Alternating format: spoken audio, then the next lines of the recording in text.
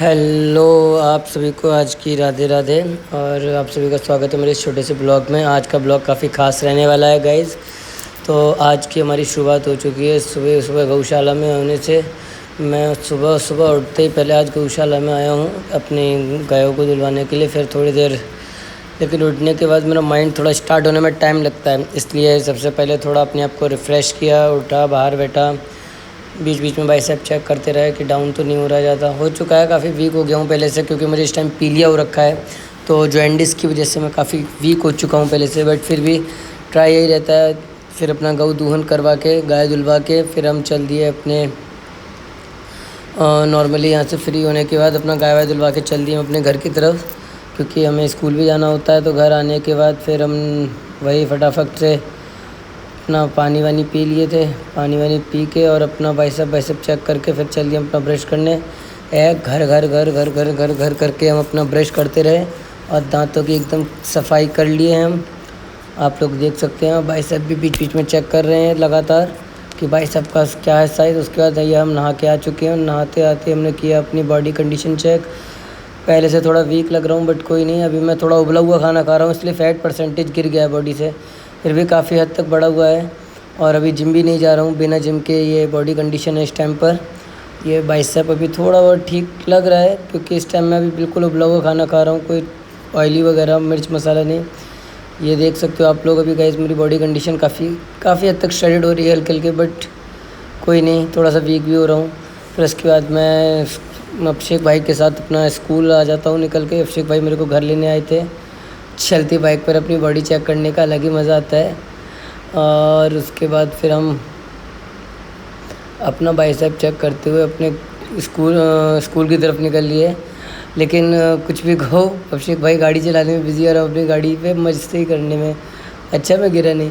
फिर अपना स्कूल आ गए और स्कूल में आके फिर हमने किया अपना वही बाल को थोड़ा बहुत साइड वेट। बच्चे भी धीरे धीरे आ रहे थे, हम टाइम से अपने स्कूल में आ चुके थे, जैसा कि हम आ जाते हैं हर बार। और टाइम से आने के बाद देखा तो हमारी बच्चा पार्टी भी तैयार बैठी थी अपने क्लासेस में जाने के लिए। अभी तो सारे ऐसे ही बैठे हुए हैं, क्लासेस में गए नहीं हैं। मैं भी अपना कुछ बटन वगैरह ठीक कर लूँ। फिर मैंने यहीं पर बाइसेप चेक करने के बाद कि आपने दोबारा से मेडिसिन वगैरह खाई थी, क्योंकि आप लोगों को पता है मैं जॉइंटिस हो रखा है, तो मेडिसिन मैं अपनी यहीं खा लेता हूँ। फिर अपना स्कूल ख़त्म हो चुका है, छुट्टी हो गई है, सारे क्लासेस ख़त्म करके और हम निकल लिए अपने घर की तरफ वापस भरी दोपहरी में। गाइस इस टाइम इतनी दोपहरी पड़ रही है, सरकार कह रही है कि साला 40 डिग्री से मतलब 11 बजे से 4 बजे तक कहीं बाहर मत जाओ, टेम्परेचर 42 डिग्री 45 डिग्री चल रहा है, लू लग जाएगी। और हम साला इतनी धूप में पीलिया में भी भारी, क्या करें, मजबूरी है। फिर हम घर आ गए और घर आते ही फिर हम थोड़ा सा रेडी हुए कपड़े उपड़े चेंज करने के लिए, क्योंकि मैं ऑलरेडी लग रही थी बहुत ज़ोर से भूख। तो हम अपना खाना खा पी के सो गए। और सो के उठने के बाद अब हम ये देख सकते हो गाइस, अब मैं सो के उठा हूँ अभी थोड़ी देर पहले। तो अब सो के उठने के बाद हम चल रहे हैं अपनी गौशाला की ओर फटाफट से, क्योंकि अब हमको शाम को जाना है दावत में कासगंज। लेकिन उससे पहले हम सबसे पहले पहुँचे अपनी गौशाला गैया धुलवाने के लिए, क्योंकि आपको पता है हमारी गाय का दूहन सुबह भी होता है शाम में भी होता है, और ये थोड़ी सी खुरापाती है, इसलिए इनका दूहन कराने के लिए सबसे पहले हम पहुँचे यहाँ पर अपनी गौशाला। मम्मी इनका दूहन कर रही थी, ये बंधे हुए हैं छोटे सरकार, ये देखो मम्मी लगी पड़ी हैं अपने काम में। फिर उसके बाद फिर हम यहाँ से फ्री होने के बाद, कोई भी दूहन कर लेता है वैसे, ये कर ले मम्मी कर ले मैं कर लूँ, कोई फ़र्क नहीं है, हम दोनों ही कर सकते हैं। फिर हम चल दिए अपना भूसा लेने।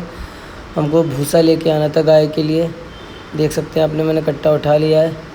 और वही अपना पुराना गाय, वैसे इस टाइम भूसा बहुत महंगा चल रहा है यार, साला 800 रुपये 900 रुपये किलो चल रहा है। ये देख सकते हो आप, इस ससुर ने हमको 900 रुपये किलो दिया था, 50 रुपये का भूसा, ये समझो 6.5 किलो अप्रॉक्स दिया इसने, काफ़ी महंगा चल रहा है। फिर हम रेडी होने लगे अपनी दावत के लिए। वैसे मैं ये सिंपल लुक में भी काफ़ी अच्छा लग रहा था, बट मुझे समझ में नहीं आया, तो मैंने चेंज करके फिर ये वाला लुक ट्राई कर लिया शादी के लिए। ये थोड़ा सा मेरे को अलग लगा इसलिए, क्योंकि अच्छा लुक तो वैसे ही मुझे पसंद नहीं आता, खुरापात हूँ ना मेरे अंदर। उसके बाद फिर मैंने कपड़े चेंज किए, फटाक से निकल गया ट्रेन में बैठ के कासगंज के लिए अपनी पूरी फैमिली के साथ, और जिसमें मैं और मेरी मम्मी दोनों ही गई, फैमिली के नाम पे हम दो ही हैं। उसके बाद हम लोग चल दिए और फिर हम पहुँचे सीधे क्या कहते हैं शादी में। और शादी में पहुंचने के बाद फिर हमने फटाफट से अपना खाना पीने के लिए, क्योंकि आपको पता मुझे पी लिया तो मैं कुछ भी नहीं खा सकता था, मैंने वही खाया थोड़ा बहुत नॉर्मली जो मैं खा सकता था, लाइक फ्रूट चाट वगैरह। लेकिन साला आधी शादी में तो मैं अपने बाल संभालते रह गया, इस बार मेरे बाल नहीं संभल पाए, कंघा कर रह गया था ना। छिन रही बालों की तो बकैती कटी जाती है, मेरे बालों में बड़ा चिरांद है साला। बड़े रखूँ तो सेट नहीं होते, छोटे मुझे अच्छे नहीं लगते हैं।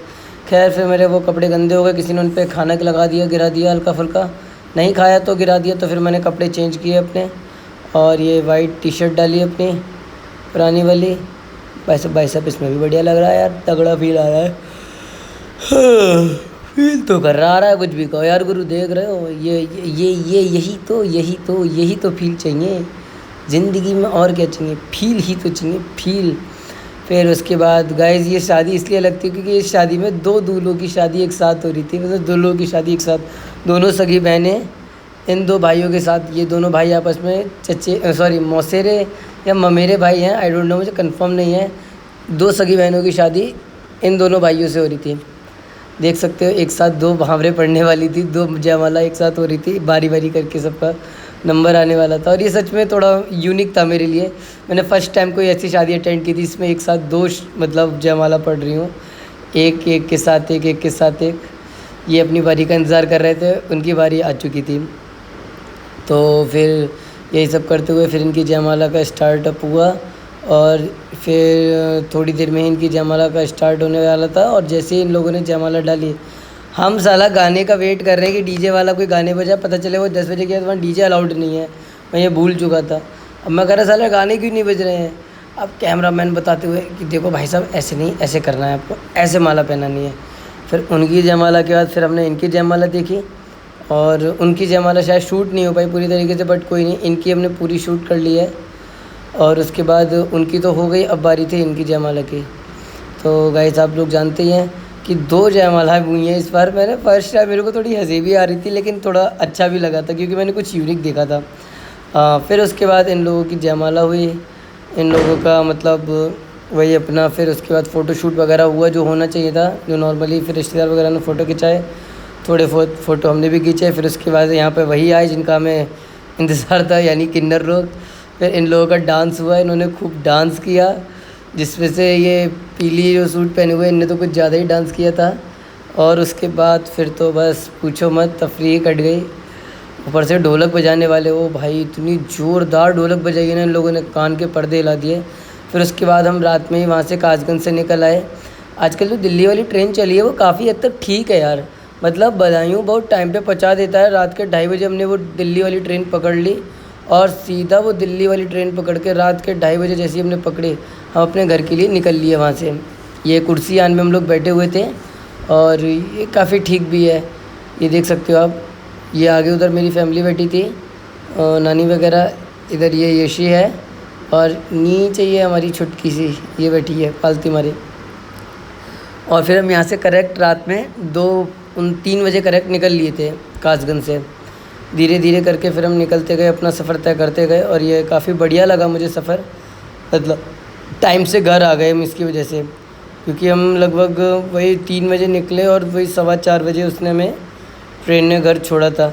और वैसे सच कहूँ तो ठीक भी है, अगर किसी को रात में घर आना है तो ये सबसे बेटर ऑप्शन है। फिर हम इसको, ये छुटकी पैदल चलना नहीं चाह रही थी, इसे नींद आ रही थी, तो इसको फिर हम गोदी में टांगे ले आए घर, और 4:30 बजे हम घर आ गए। और ये हमारे ब्लॉग का होता है अंत। तो मिलते हैं कल नए ब्लॉग के साथ। आज की सभी को राधे राधे, और हम चले अब सोने। Good night guys, bye bye.